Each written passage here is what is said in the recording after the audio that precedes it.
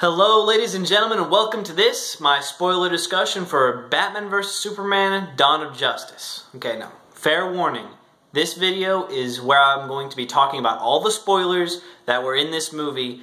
If you haven't seen the movie yet and you don't want anything ruined for you, turn this video off. You can click a link right here that will take you to my spoiler-free review of the movie if you want to hear just my general thoughts. Other than that, from here on out, I'm going to be talking about heavy spoilers of the whole movie, so you've been warned.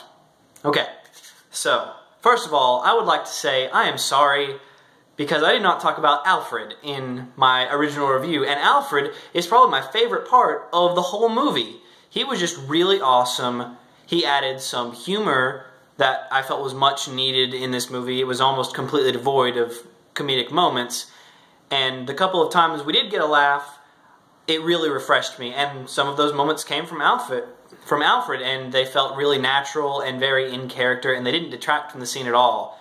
So I'm just so happy that he was so good, and I'm really looking forward to him being in a solo Batman film, where we could get even more of just that great character. I'm really excited to see him more in the future. I hope he even maybe gets a small role in Justice League or something. It'd be awesome. Okay, Lex Luthor. We all know he was acting crazy. He's not Lex Luthor like any of us have previously conceived Lex Luthor being. I still think he, like I said in my review, that he is a good villain for this movie, even if he doesn't really feel like the Lex that anybody was expecting, you know, before the trailer started showing us. But my actual problem with the character is that his motivations were pretty unclear in this movie. I didn't really understand why he was going after Superman, other than this vague philosophical idea that Superman was either going to get in the way of his own plans, that Lex was trying to do some villainous things and Superman was going to stop him, or a vague idea that Superman was just too dangerous to be kept on Earth, and Lex was the only one who was willing to do things like kill him and threaten his family in order to stop him. But again, none of those things are really explicitly stated. It's just sort of a feeling he gives off in his conversation about Superman and in, of course, his actions. So that's what really made Lex's character weaker than it could have been. Now, let's see, a couple of things that I thought were interesting about Lex.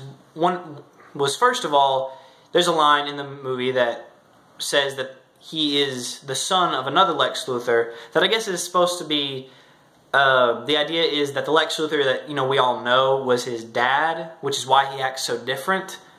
I mean, that's a fine little reason to explain why he's different, but his name is Lex Luthor. Like, that's the character, that's the character role he's filling, and that's just kind of a weak little explanation for why he doesn't act like we expected Lex Luthor to act. It didn't really work for me at all. Okay, so what was interesting for me, though, is Lex Luthor and his relationship to Darkseid, and I'm pretty sure, like 99% sure, that Darkseid is who he's referencing at the end of the film, when he's saying "Ding dong, the god is dead." Like that people out there, like on world and off of Earth, know that Superman is dead. I think that he is talking about Darkseid, that he has, for whatever reason, cleared the way for Darkseid to be the villain in Justice League, because Superman is like the only thing that was supposedly stopping him, or maybe some other extraterrestrial being, from attacking the planet. Now, at first this confused me because I'm like, how on earth would he know? But then, you know, you realize that he spent a lot of time in the Kryptonian ship, in the Genesis chamber, just talking with the computer. So he, after that scene, knew a whole lot more, and perhaps his motivation changes from what it was before. And I'm really excited to see how that plays out, and I know that it has been revealed that that scene, what he actually learns, is going to be in the extended version. Now, did this movie really need an extended version, like 30 minutes longer, rated R? I don't think so. But that's one scene I would really like to see, because it's going to have like a lot of relevance if he's actually talking to Darkseid, or at least learning about Darkseid and who he is and what that might mean for Earth and for his own personal gain. I don't really have any idea what that personal gain would be, but apparently he thought there was something good to be had from killing Superman. Okay, let's see. Doomsday. I am not a comic book reader.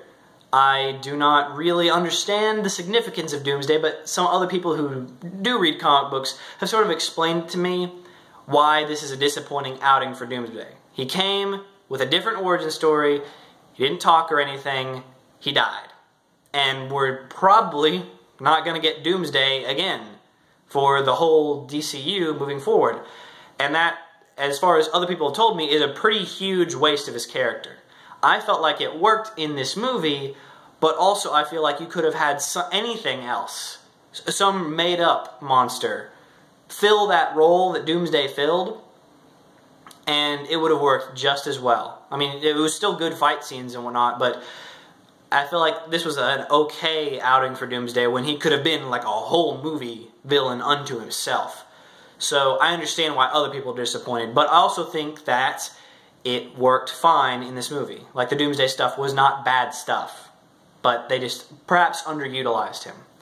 Okay, now, speaking though, Doomsday, the one thing I did know about Doomsday is that he is famous for killing Superman. So as soon as I knew Doomsday was going to be in the movie, I was like, they're going to kill Superman.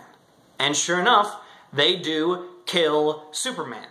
And I thought that was incredibly gutsy. Now, of course, we did see just a little bit of like dust floating off of his coffin, you know, as if Superman was about to start flying. But here's my thing. I really hope that Superman stays dead for a while. I know you can't really have Justice League, or at least any more than maybe one Justice League movie without Superman. But I hope it's a big deal. I hope that he is out of commission for like the movies moving forward, and maybe like partway through Justice League they figure out how to revive him. Like, maybe that's part of the conflict, is they need to get Superman back. And this was just showing that the end of this movie is just showing that it's possible for him to come back, that his body maybe is in stasis or something, and it's slowly regenerating, but it's going to take a long time because of how badly he was hurt by Doomsday. I hope that's what's going to happen moving forward. I'm really fascinated to see like the Justice League form without Superman, at least at first. Okay, now let's talk about the fight between Batman and Superman. I was a little surprised that they definitively said Batman wins. I mean, once he had the kryptonite spear, I was just sort of like, you saw it coming a little bit, but it was still kind of a gutsy move to not make it a draw, to say Batman beat Superman. And at first, the way they sort of resolved their issues, having the same name, both of their mothers having the same name, I was mad at first, until I realized that the real thing in the comics. And then, you know, I realized they weren't making anything up. I thought at first it was a contrivance, but realizing that it comes from the comics, I realized they're just capitalizing on something that has already existed. And I think the more I thought about it, the more I'm like, that's really relevant. I'm like, why on earth would Batman stop when he'd come so far? But hearing that Superman, this monster, this god he was trying to take down, has a mom, and that mother, like, that Superman's mom has the same name as his mom. For the first time, Batman saw Superman as a person. And he realized he had to treat him like a person. Not like a monster, not like a god, not like a force, but as just another person that was trying to do the best that he could. And I feel like that's probably my favorite part about Batman vs. Superman, is this philosophical debate. Oh, who is Superman? Is he like a savior? Is he an antichrist? And then there was, like, I think one time in the movie, somebody in one of the fake interviews says, what if he's just a dude who's trying to help people? And that's ultimately, I think, the conclusion you have to reach with Superman, is he's not perfect. But he is trying his hardest. And I love that that's the conclusion Batman reached. That Superman was just, is just doing the best that he possibly can. And he's gotten a huge load of responsibility from all this power. Okay, so let's talk a little bit about Batman's character. A lot of people love Ben Affleck as Batman. He's not my favorite, because of the reason that a lot of people love him, and that's how dark he is. That he is like willing to go to such brutal lengths and to like really mess criminals up and really go after Superman. But I always preferred the more detective, like almost Sherlock Holmesy sort of Batman. The Batman who was always on top of his game, or at least mostly on top of his game. And while fueled by his anger and his passion, never let it control him. But also I think that's why Batman, had a problem in this movie, was that he was letting his rage and his hate get the better of him, which is what drew him into conflict with Superman when they really should be allies. They should be on the same side. Now, let's talk a little bit about how Batman in this movie appears to kill some people. I know Superman has sort of done it, but it's like collateral damage. He couldn't help it. It's on accident. He was fighting people. He was fighting the Kryptonians in Man of Steel, and then I can't remember if it happens in this movie, but people die, but he's doing his best to not let that happen. Batman, on the other hand, in the car chase scene, he's blowing up cars and things that are almost surely killing at least a few people, and he doesn't seem to care at all or go out of his way to stop. I did have a problem with that, just because it's become a part of who Batman is he kills either not at all or as little as possible, and only as a last resort. And seeing Batman just be sort of willy-nilly about that bothered me, but I also understand that just highlights how dark of a place Bruce Wayne and Batman was in this movie. So I feel like if he's not like that always, but was just for this movie, sort of out of control, I feel like it will have worked, and I will accept that that's who this Batman was at this point in time. Okay, well, let's switch back over to the fact that this movie was directed by Zack Snyder. I talked a little bit about in my review how there were certain scenes that were super stylized that I didn't really care for, and that's those stupid dream scenes. I know that a lot of people did that. I've heard other reviewers who liked that was their only favorite part about the movie, but to me, they didn't really add anything. They were cool visually for sure, but everything that the dreams were telling me, I already knew. Everybody talks about the Mad Max-esque Batman scene where he's in a post-apocalyptic world. Sure, it highlights a little bit Batman's feelings about Superman, but it was everything that I already knew, that he was afraid of Superman and of what Superman could do. And I felt like it was just sort of time we spent just... It was just eye candy and nothing else. It didn't really add any substance. It just sort of was telling you what you already knew.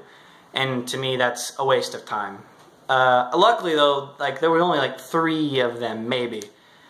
And I really did like Superman's, though, which was just sort of him thinking about his dad, and it didn't end up being some weird, the drug trip or whatever, like Batman did.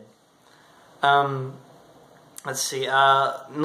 Now, speaking of those dream scenes, the one possibly wasn't a dream, and that was when the guy was talking to Batman, through some vortex or whatever, about how he was right and Lois is the key.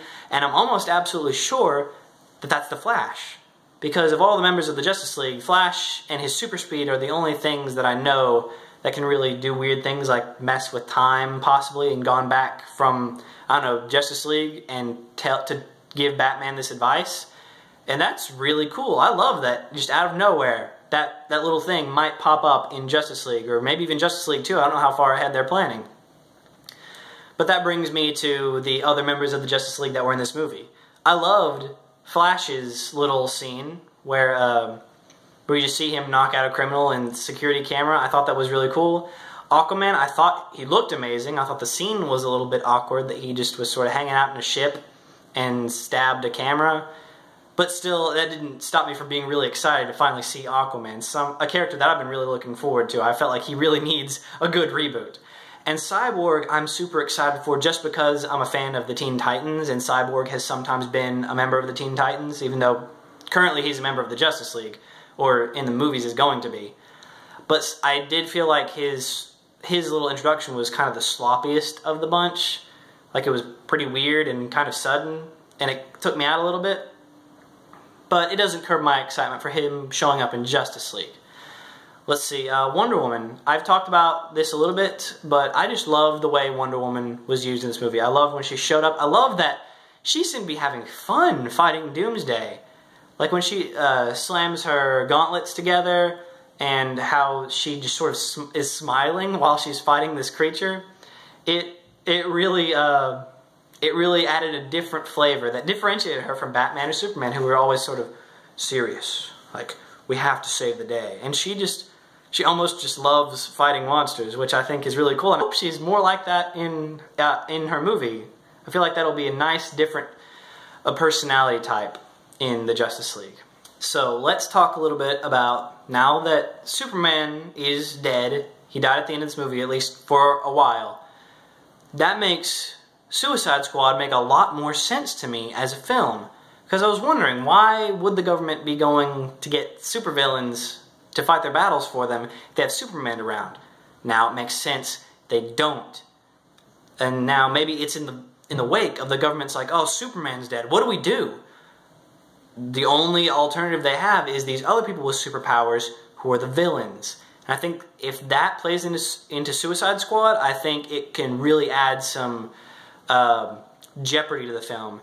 Because these are the only people who can save the world now. I mean, like, I know we know that Batman and like Wonder Woman are out there, but the government doesn't necessarily know that. And maybe for this particular situation, that's all they have. Since Superman is gone, I think that's a really cool setup. Alright, ladies and gentlemen, well, that's all my thoughts on the spoilers for Batman vs. Superman, or at least all I can think of right now.